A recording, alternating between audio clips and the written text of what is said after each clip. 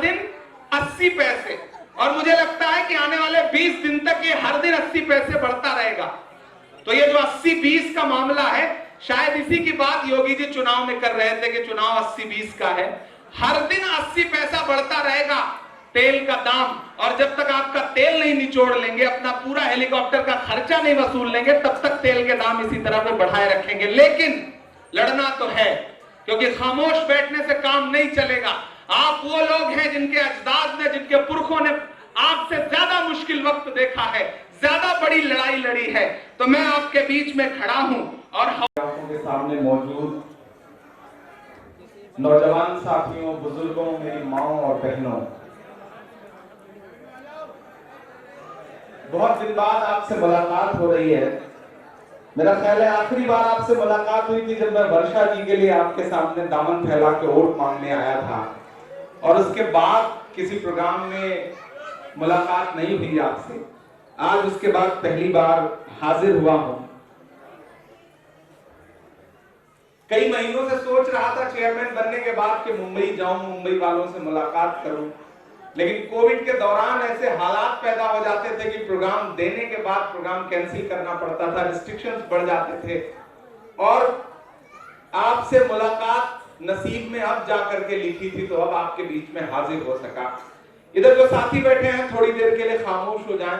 जो बच्चे हैं इन बच्चों को चुप करा लिया जाए। हालांकि बच्चों को चुप कराना मुश्किल होता है, लेकिन आप अपनी पे आ जाती हैं तो बच्चों के वालिद को चुप करा देती हैं, तो बच्चे ही हैं, इन्हें चुप करा लें।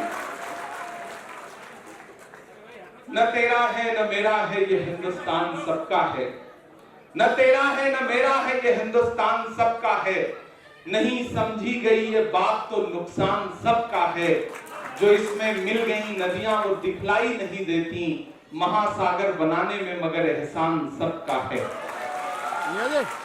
मुंबई वालों, आज एक खूबसूरत दिन है, और आज जिस तरह से एयरपोर्ट से लेकर के इस ग्राउंड तक आपने मोहब्बतें दी हैं, जिस तरह से इस्तकबाल किया है, जिस तरह से स्वागत किया है, उसने मुझे इस बात का एहसास दिलाया है कि मुझे याद है आरिफ नसीम खान साहब गवाह हैं इस बात के कि 2013 या 2012 की कोई शाम थी जब मैं पहली बार मुंबई के किसी मुशायरे में आया था, और वो आरिफ भाई का मुशायरा था, और मैंने पहली बार वहां मदरसे की नज्म पढ़ी थी जो पूरी दुनिया में इतनी मकबूल हुई कि उसने मुझे इमरान प्रतापगढ़ी बना दिया।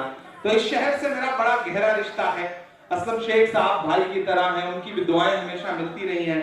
यहाँ मंच पर जो बाकी लोग मौजूद हैं, अनीस अहमद साहब एक्स मिनिस्टर, भाई जगताप साहब चले गए, चरणजीत सिंह सप्रा जी चले गए, वजाहत मिर्जा साहब यहाँ पे तशरीफ रखते हैं, हमारे फरहान आजमी साहब, जमील कुरैशी साहब, अलीम साहब जो यहाँ मौजूद हैं, वर्षा जी तो हैं ही, वर्षा जी तो बड़ी बहन है, मैंने सबसे पहले उनका जिक्र कर दिया। लेकिन आज मैं सबसे ज्यादा जिन लोगों की तारीफ करना चाहता हूँ वो 6 जो जिला अध्यक्ष हैं मुंबई के, मैं उनकी खास तौर से तारीफ करना चाहता हूँ।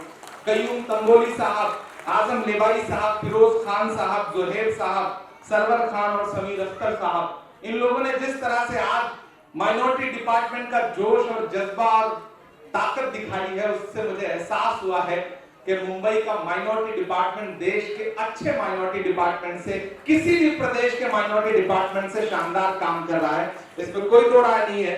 मैं इस बात के लिए आपकी तारीफ करता हूं। मंच पे जो बाकी साथी भी मौजूद हैं, मैं उनको भी, उनका भी शुक्रिया अदा करूंगा। इकबाल मेमन साहब, उमर लकड़ावाला साहब, बाकी जो साथी हैं जिनका नाम छूट जाए वो मुझे माफ करेंगे।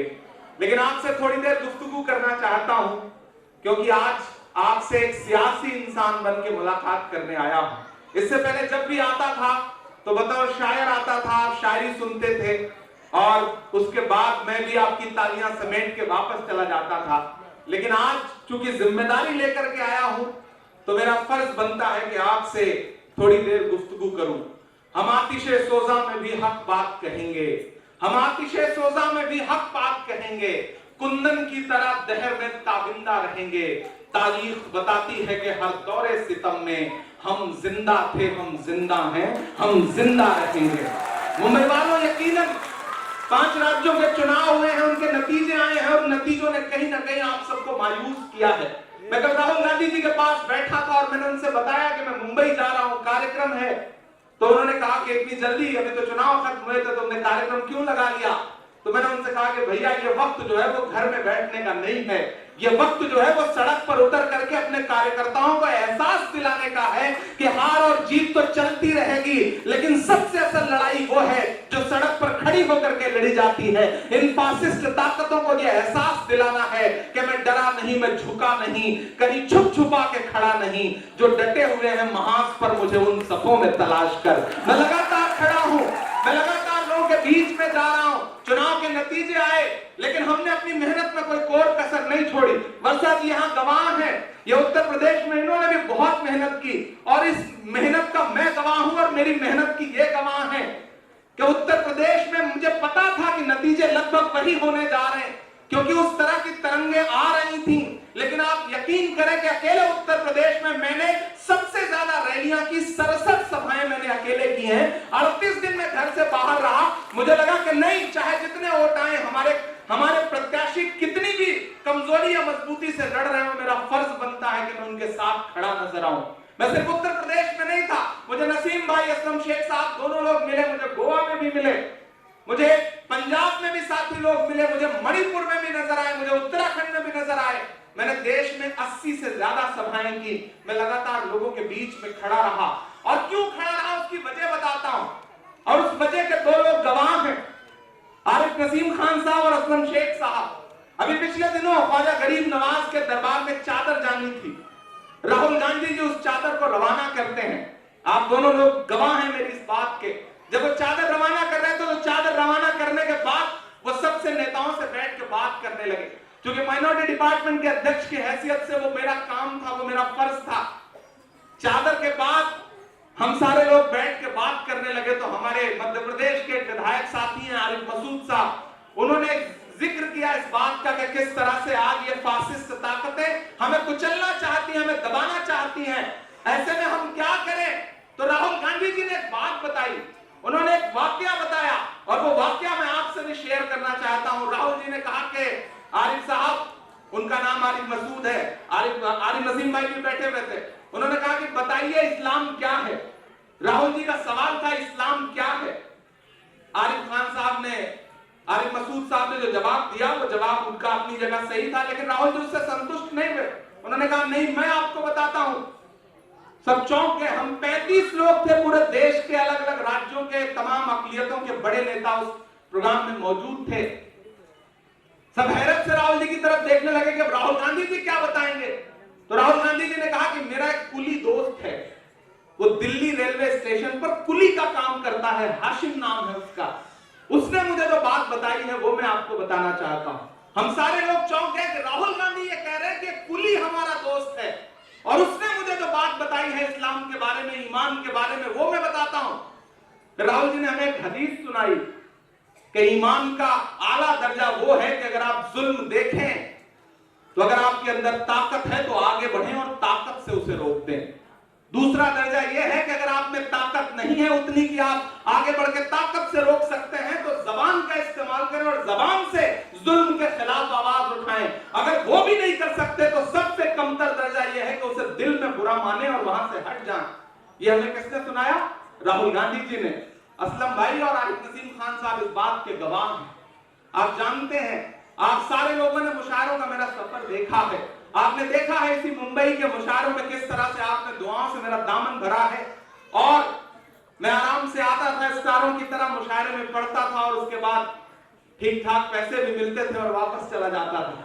लेकिन पिछले 6-7 महीने से मैंने सब कुछ एक किनारे रखा और शहर दर शहर, सड़क दर सड़क, गांव दर गांव जाकर के गलियों की खाक क्यों छान रहा हूं? क्योंकि राहुल जी की वो जो बात है ना कि आपके ईमान का एक दर्जा ये है कि अगर ताकत है तो जुल्म के खिलाफ ताकत से लड़ो, अगर ताकत से नहीं लड़ सकते तो जबान से लड़ो, और जबान से भी नहीं लड़ सकते तो दिल से बुरा मानो उसे। मैं उस बात पर अमल कर रहा हूं।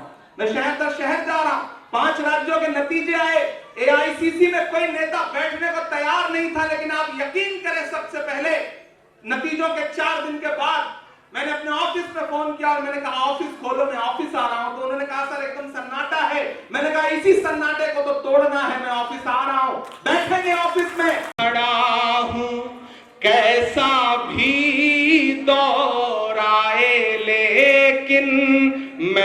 राहुल के साथ खड़ा हूं, कैसा भी दौर आए लेकिन मैं राहुल के साथ खड़ा हूं।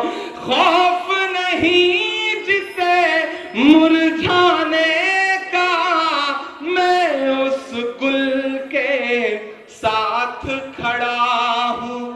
कैसा भी दौर आए लेकिन मैं राहुल के साथ खड़ा हूं। कल भी खुल के साथ खड़ा था, आज भी खुल के साथ खड़ा हूं। कैसा भी दौर आए लेकिन मैं राहुल के साथ खड़ा हूं। खौफ नहीं जिसे मुरझाने का, मैं उस गुल के साथ खड़ा हूं। मुंबई वालों,